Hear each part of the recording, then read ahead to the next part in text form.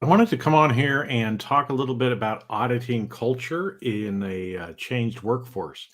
And the reason for that is there's been a lot of people that have been asking questions just about, with all these things and the changes in workforce, how does that actually affect what we need to be doing as internal audit, right? So that's why we're going to be talking about how to audit culture with a changing work environment. And so, again, it's probably no surprise to you that the workforce and culture in organizations has changed significantly in the last 2 years. Terms like the Great Resignation, quiet quitting, return to work.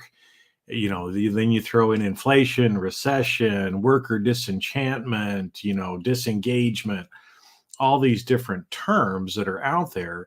And you may be wondering, okay, if these things are happening, how does that affect what we need to be doing as internal audit, right? So how do we kind of start to assess and adjust our audit plans for the rest of this year?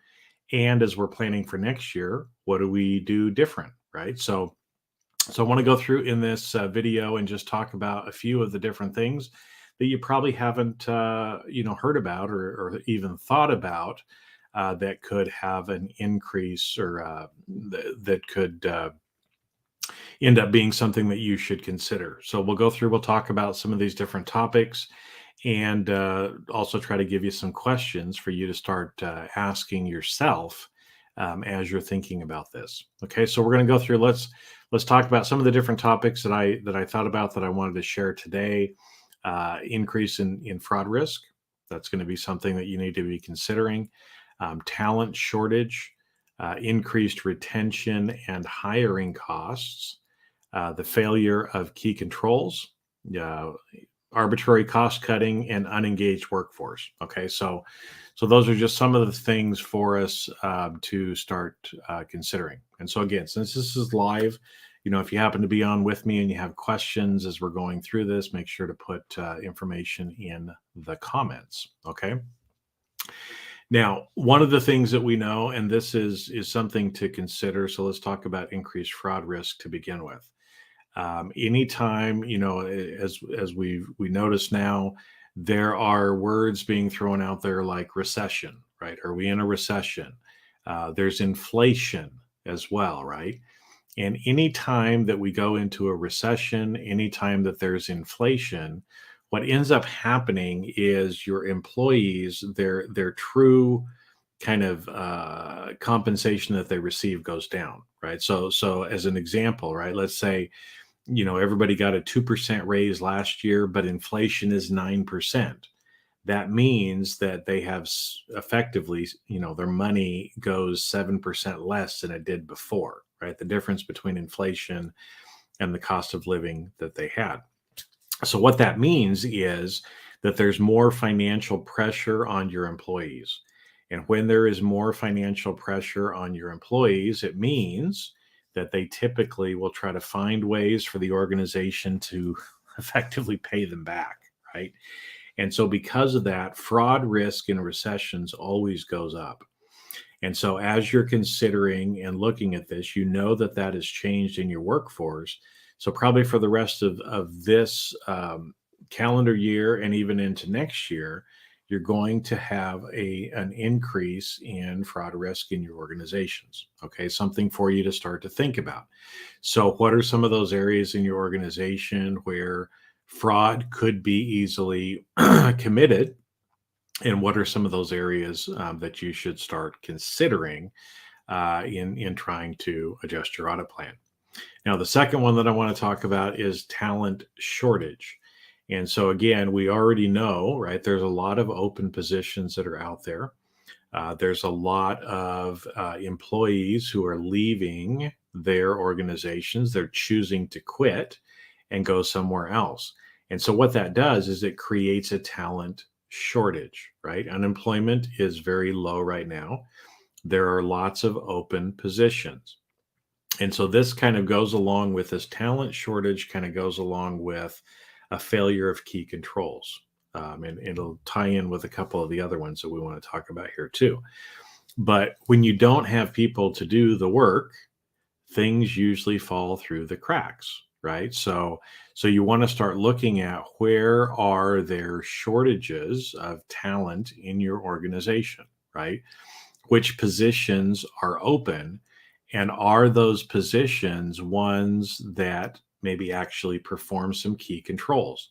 Because again, what you'll find is if nobody's doing the job, then nobody's doing the job, right? And so what ends up happening is all of a sudden you can go 3 to 6 months before you actually realize that, hey, nobody's performing this key control that we thought that they were performing before, right? So there's that side of it to consider. Now, also with the talent shortage, it's not just from a controls perspective, but it's also in thinking about, again, what does this mean for our organization to be able to do what it needs to do, right? So if you don't have people that are making your widgets or providing your services, then obviously that is going to also have an impact, right, on your ability to provide the goods and services that you need to. And so we've already seen, different supply chain issues where, you go to the store or you go online, you're trying to look for something, and it's difficult to find certain things. Why? Because the supply chain has been disrupted, not just from the products themselves, but also the people, right? So, as an example, if you've gone to a restaurant recently, I've noticed this for the last month or two, that when we go to a restaurant, we'll walk into the restaurant and half the tables are empty. Okay. And so we're thinking, oh, we're going to get in right away because half the tables are empty. But then the host says it's going to be a 20 to 30-minute wait. And my thought is, what are you talking about? I can see that half of your restaurant is empty. What do you mean I have to wait 20 or 30 minutes? But the reason is they don't have people on the staff to actually service those tables, right? And so your talent shortage in your organization is going to lead to some other operational things. So, where are you experiencing talent shortage? Again, this could be geography related, it could be in certain lines of your business as well. But where are some of those things happening? And what are some of those implications going to be, or how is your organization going to be impacted as a result of that? Okay. Now, the next one that I want to talk about is increased retention and hiring costs. So, again, what we're noticing is organizations are having to spend more money on their workers, and as a result of that, usually they're having to raise their prices. And so this is again part of the inflationary pressures that we're seeing. I went to McDonald's recently, and I think a Big Mac meal now is $9 or $10 here in the U.S. or in California where I live. Right now, it didn't used to be that. It used to be $6, $7, $8. Why is it all of a sudden $9 or $10? Well, because they're having to pay their employees more, and that means they have to charge more, right? So if you're paying your employees more, but you're not charging more, then eventually your organization is going to get squeezed. Your profit margin is going to get squeezed, right? So can you pass on some of those costs to your customers? And if you do, again, what are those rising prices going to do from an operational standpoint for your business? Because at some point, right, people are going to cut back or they're going to stop coming to you as well. Now, it's not just, the cost of your employees that you currently have, but you're going to have to start doing some things around retention, right? We know that a lot of people are not happy in their jobs. And when people are not happy in their jobs, they start to look for other jobs, right? And so organizations are having to look at, well, what can we do, right, to either, to retain those employees? Because again, that anytime an employee leaves, it costs you a lot of money, right, to be able to end up hiring somebody new. You're short staffed again for a little while you're looking for the new employees as well.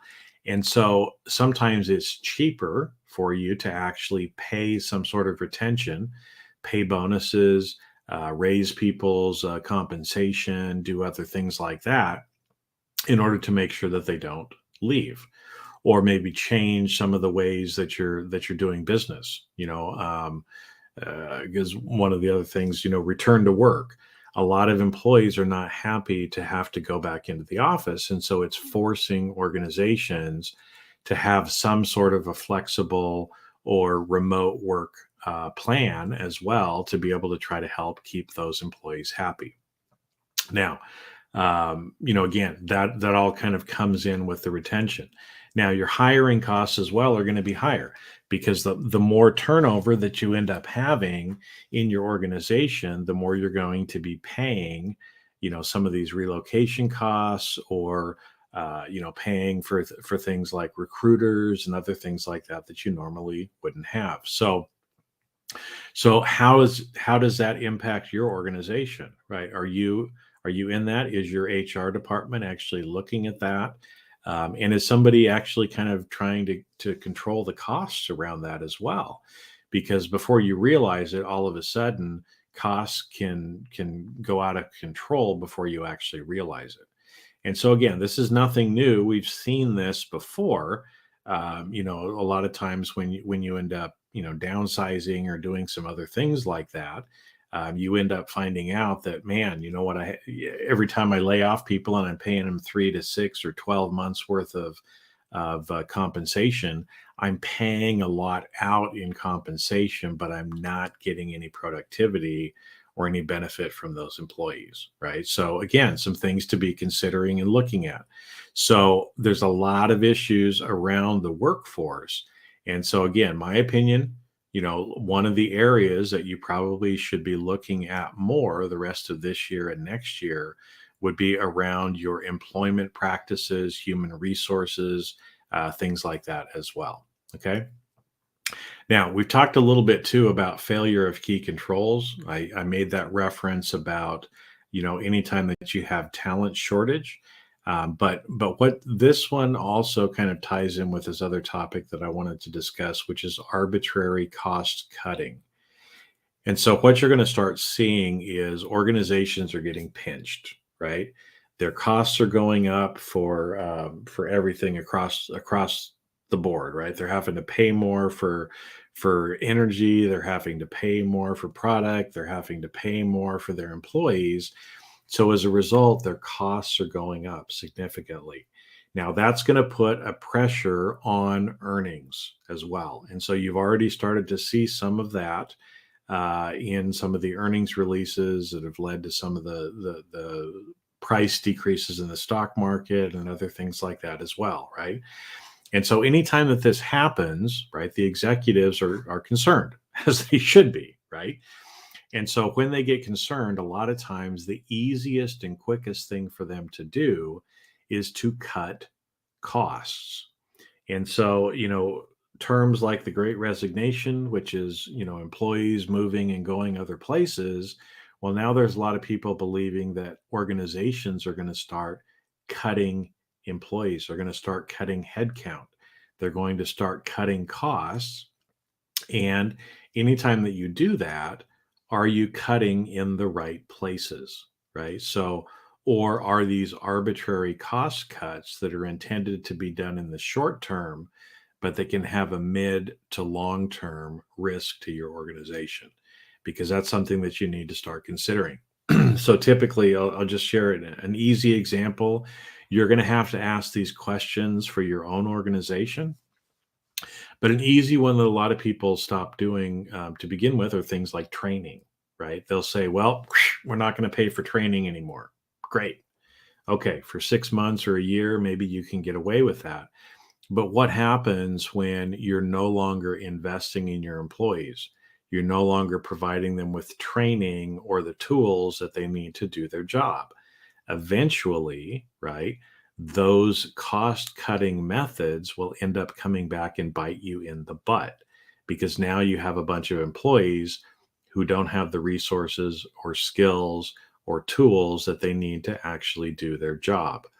So if you're in an organization that's going to start going into cost cutting mode, this is one of those areas that you're going to want to be looking at as an input on, well, where are we actually cutting costs? Does it actually make sense? Is it going to hurt us more in the long run? And it's going to help you start to identify where some of these risks are going to start showing up in your organization. Right, like I said before, perhaps if some of the people that you're letting go are people who are completing some of these key controls, eventually that's going to catch up to you, right? Because let's say again, it happens to be a financial key control, and there's nobody in that position, so that nobody's doing the control. Well, all of a sudden, a quarter, 6 months later, when you're going to check the control, you're going to find out that it hasn't been happening. And if it's a key control, that could end up putting you into an issue, right? If you're under, let's say, like SOX compliance sort of stuff. Okay. So start thinking about where is this cost cutting coming from, right? Is it also in things like, I remember one organization that I worked for, we had a tough year. There were a couple of mistakes that were made that cost millions of dollars for the company. And so the CEO chose to cut the Christmas party, right? That was one of the decisions that was made. We're not going to do a Christmas party this year. So I don't know, it was probably, let's say, $50,000 for the Christmas party for our corporate employees.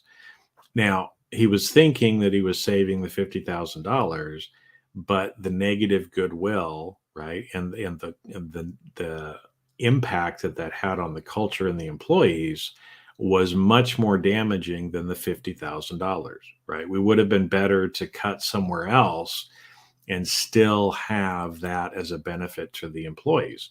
Because what happened is the employees became unengaged. They didn't want to work as hard. There started being grumblings. We started having more HR issues as a result of that. And so, again, think about where are some of these cost cuttings coming from. The last one that I want to talk about today is unengaged workforce. And so, again, some people are using the term quiet quitting. I don't necessarily like that term, but think about it in this sort of a vein. Is when your employees are not happy, they become disengaged or unengaged. And when that happens, what does that look like? Well, an engaged employee, let's say, so let's contrast it. An engaged employee is somebody who comes into work early, they work really hard, maybe they take work home on the weekend. They're doing everything that they can to really help the organization because they believe in the organization. They want to help the organization, right? And so those workers are engaged. Engaged workers are also very productive. They're also very profitable, right?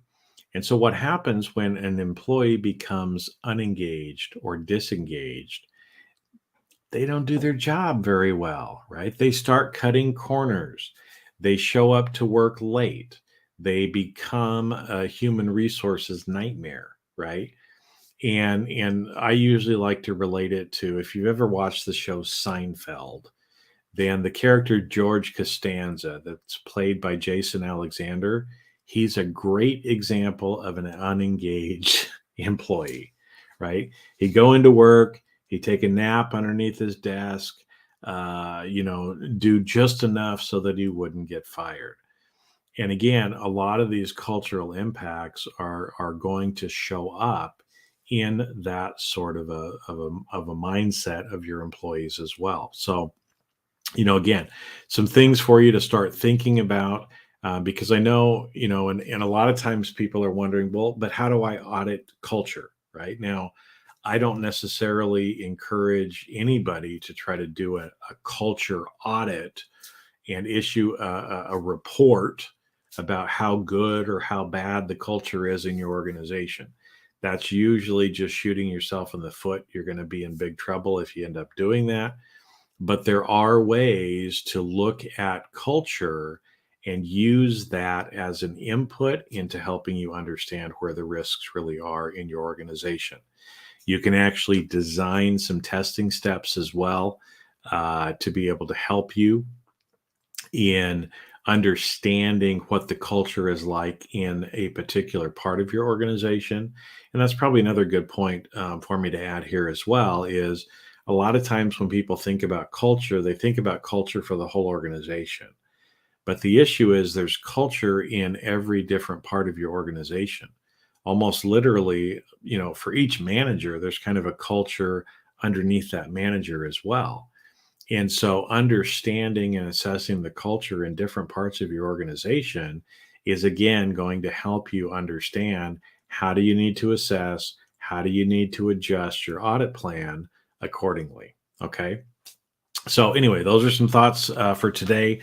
This is going to end up being an article over on Sea Risk Academy as well. So there's going to be more resources or additional resources that you can go and look at over there. But just as an example, that last topic I just talked about, I've got a course called Tactics and Courage to Appraise Corporate Culture.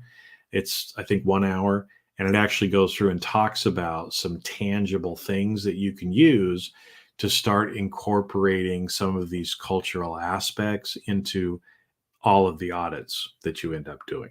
So again, as a recap, just kind of talked about the fact that, look, the workforce has changed. And because the workforce has changed, that does impact the culture in your organization. It does therefore also impact a lot of the risks that your organization is going to be dealing with.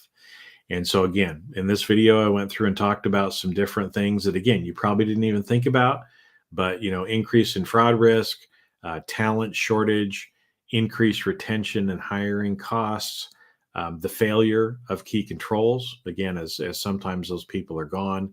How is your organization dealing with, or are they making arbitrary cost-cutting decisions? And then some things around unengaged workforce as well. So with that, thanks. There'll be more videos coming as well. But hopefully that helps you start to get an idea of how to actually audit culture of a changed workforce.